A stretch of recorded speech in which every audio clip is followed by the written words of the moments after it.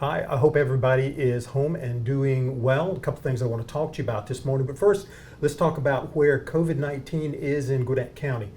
You might have heard the news this past week that Gwinnett County has passed Fulton for having the highest number of COVID-19 cases in the state of Georgia. We passed Fulton. A couple of reasons for this. We've talked to Dr. Audrey Arona, who's Director of Public Health for Gwinnett County, and this is what she says. We have done more testing as a Department of Health in Gwinnett County than any other county in the state of Georgia. And as you do more tests, you identify more cases. Couple of things about those cases. Our mortality rate is third. Although we have more cases, the death rate is third after Fulton and Cobb. Now, the demographics are a little different for this new group of the spike that we're having here in Gwinnett County. They're younger. The hospitalization rate is lower, and the incidence of underlying conditions is lower as well. So what it means is, as COVID-19 spreads through Gwinnett County, it's being spread to younger, healthier people who are able to survive it. So all I can say is continue to wear your mask, social distance, and wash your hands. Now, people are going to continue to go outside. It's inevitable. It's what people are doing. The right or wrong of it is not relevant. But we here at the city have already opened up City Hall. We opened up June 1st. What that means is all of our employees are back. And any business that you conducted before via teleconference or over the phone, you can still do that. But you can come here to City Hall. Now, right after this video, you're going to see another one that takes you on a tour through City Hall and shows you how we've made it safer. So I want you to be assured this morning that if you need to go to City Hall to do your business, we have put plexiglass and hand sanitizer, and if you forget your mask, we'll offer you one here at City Hall. And so on that note, all I can do is encourage you to be as safe as you possibly can. Following on that, we're going to slowly start opening the town green. Now, no city around us is going to have a 4th of July celebration. Norcross has canceled theirs, Duluth has canceled theirs, of course we've canceled ours. No 4th of July this year. However, shortly thereafter, we're going to start holding Pilates on the green, yoga on the green, live, as opposed to via WebEx, the way we've been doing it. Then on July 10th, we're going to have our first event, which is Night Market, which is really a farmer's market in the evening. I think there's going to be a Coldplay cover band for a little bit of entertainment, and that's going to be done socially distanced. So we're going to step into it slowly. Our first concert of the year is scheduled for July 25th, and it's I think it's a band called Electric Avenue. They're an 80s pop cover band. And that's going to be done in a way that's socially distant. You're going to have to get a reservation because we'll have spots marked off on the town green 6 feet apart. Still free of charge, but it'll be limited seating because we'll do it in a socially distanced manner. So stay tuned and go to our website or our Facebook page as we start to schedule other events and slowly start moving to this era, because from what I read, and I know you read it too, we're not going to have a vaccine this year, and so we're going to have to learn to live with COVID-19 as we work, go to the grocery store, do the things we need to do in a socially distance, and wearing your mask and washing your hands. We have to learn to live with this. So we've gotten a major start on our pedestrian bridge. I love it. I'm getting a lot of comments on it from people that are thumbs up, and that's certainly reassuring. There's going to be one more weekend that we need to close Peachtree Parkway. We'll let you know when that's going to be. It's still on schedule to be completed around the end of September, 1st of October, which means it will be done in time for the Peachtree Corners Festival if they decide to do that. Now, the Duluth Fall Festival has already been canceled, and the group who runs the Peachtree Corners Festival, they may decide to cancel it too. That's their decision. I'm just pleased that we will have a safe way for people to cross over Peachtree Parkway if they do hold it, and people will be using the bridge for crossing over. So we'll probably have a ribbon cutting sometime in early October. That's the time frame for that. How about Curiosity Lab? There are a couple of events, things going on at Curiosity Lab that bear mention, because although we announce them, you might not know the significance of those events. The e-scooters, everybody knows what an e-scooter is, and they're used a lot in cities, but the problem is when people get done with them, they just pile them up, which is a nuisance and it can be a hazard. So they are testing and doing research in Curiosity Lab, not all over the city, an e-scooter that has a GPS device and trainer wheels, so that, and this is a person in Mexico City, when a person arrives in their destination, it can be directed back to the home base or to their next fare. This is testing that's not going on anywhere else, and should it be successful, you will see this kind of e-scooter rolled out across the nation. Probably more significant is the announcement this past week that we've done a partnership with Kennesaw State University. Now, I will try not to get too nerdy, but basically this is testing and doing research on V2X. It's vehicle to everything. If you think about autonomous vehicles of the future, they're going to need to identify speed limits, stop signs, red lights, all the other vehicles on the road. And the device that does that, pardon me this acronym, a DSRC device, it's right now being manufactured with each different autonomous vehicle. So if Ford Motor Company does it, they code it their way. If another company, Toyota, does it, they code it their way. Here's the analogy. Do you remember when handheld devices first came out?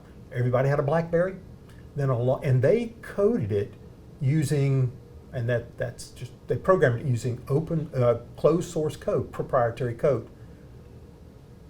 Along came Apple and then Google. They used open source code.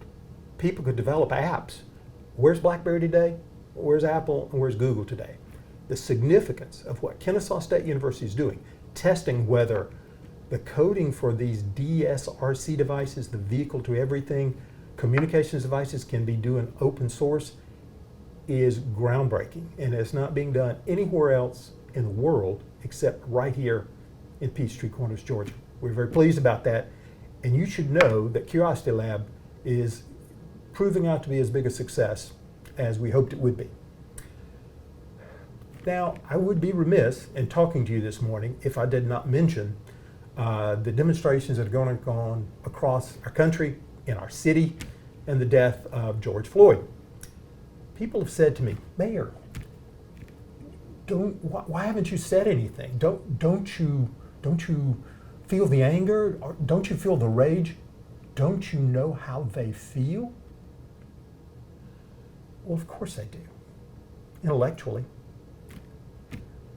But can I go to any black citizen in Peachtree Corners and go, I know how you feel? No, I can't.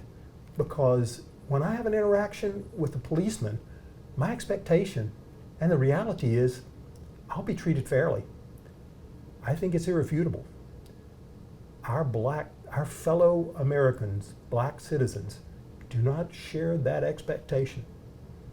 Now, when I talk to the wise men and wise women that I get advice from, they said, now is the time for elected officials to do more listening than talking. I think that's good advice, and I intend to take it. But there is one area that I can and should speak to, and that is policing. Now, as most of you know, City of Peachtree Corners doesn't have our own police department. We get police services from Gwinnett County, as do about half of the 16 cities in Gwinnett County. In a recent conversation I had with Charlotte Nash, who's the chairman of our county commission, she assured me that Gwinnett County PD is trained to the highest standard and accreditations. Now, I won't go into all of that here.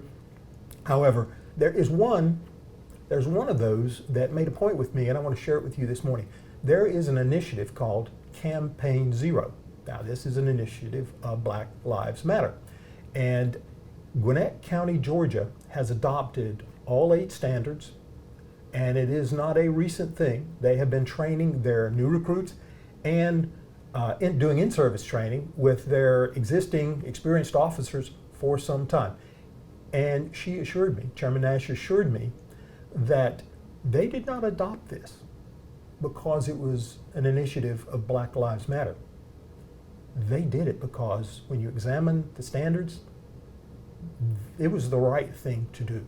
So if you want to know more about how Gwinnett County PD trains their officers, and most importantly, how they're held accountable, join us at our next City Council meeting where a representative of Gwinnett County PD will talk about that very subject. So, in conclusion, COVID-19 is not going away anytime soon. Wear your mask, social distance, and wash your hands. But join us in going out, because City of Peachtree Corners is doing it. Other businesses are starting to do it. We have to learn to live with this. Curiosity Lab's doing fine. And join us at our next council meeting to hear more about Gwinnett County PD. Thank you for listening to me this morning. Don't forget to listen to the video that's following, and happy Father's Day. Thank you. Hey, Jim. Aaron, How's it going? what's up? Man, It's going good. Hey, I'm just about 2 minutes away from City Hall in Peachtree Corners. Hi. Hi, Erin. Welcome to City Hall. Thank you. It's good to be back. It's nice to have you. How you doing? Doing great. Good. I'm going to meet with Brian and Jim, if that's all right. Wonderful. Awesome. What's your mask policy? It's a personal preference, but we do ask that you wear it in the common areas. Okay, perfect.